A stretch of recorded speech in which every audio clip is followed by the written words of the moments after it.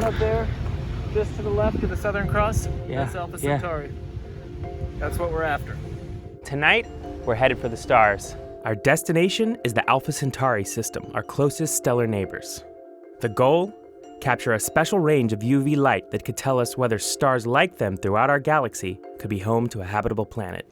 We're here in Australia, and we're gonna launch some rockets. We're following 2 NASA rocket missions as they try to understand how stars make the planets around them suitable for life. I'm Miles Hadfield, and in this episode, we're headed to space and back.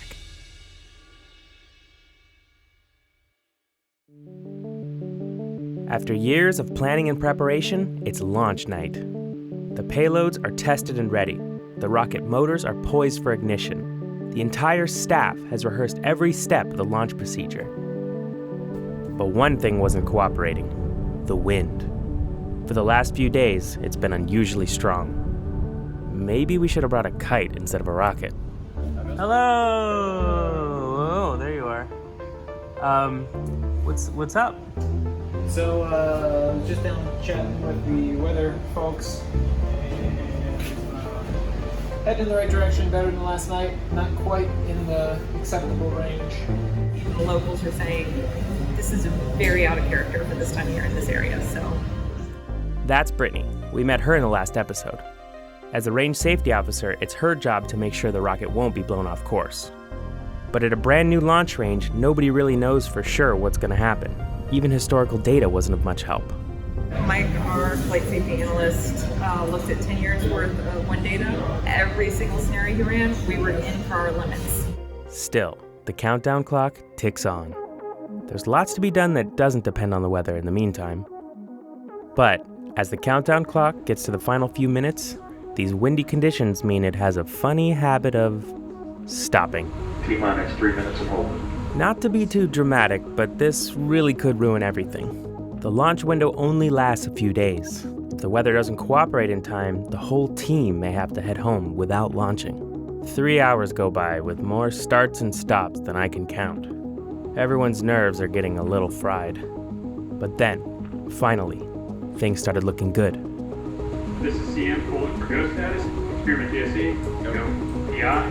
Go. Everyone's watching the wind measurements. This could be it. 10, 9, 8, 7, 6, 5, 4, 3, 2, 1, 0.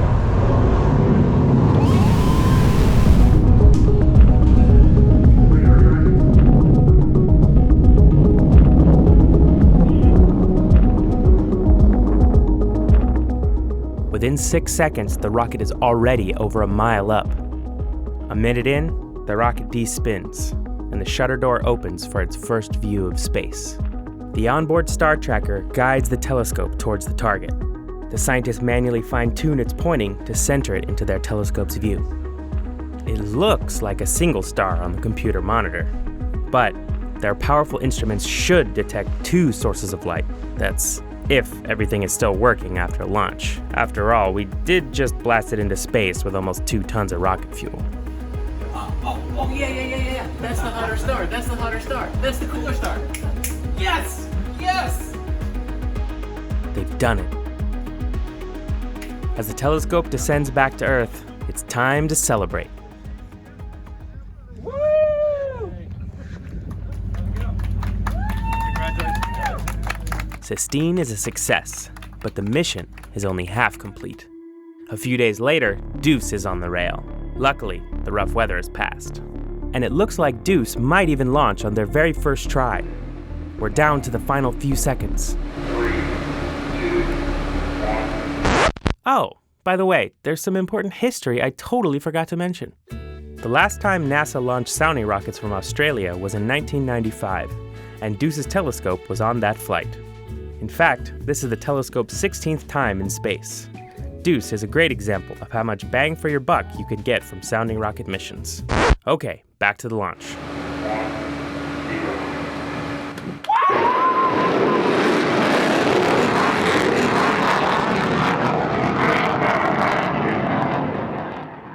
As Emily guides the telescope to the target, Its detectors capture Alpha Centauri's extreme ultraviolet light. As the shutter door closes, the team dives right into analyzing the data. I mean, the rocket isn't even on the ground yet. 2 launches, 2 successful missions. But it's not over yet. Next time, all that stuff we just shot into space, it landed somewhere in the Australian outback. And now we have to go find it. Me.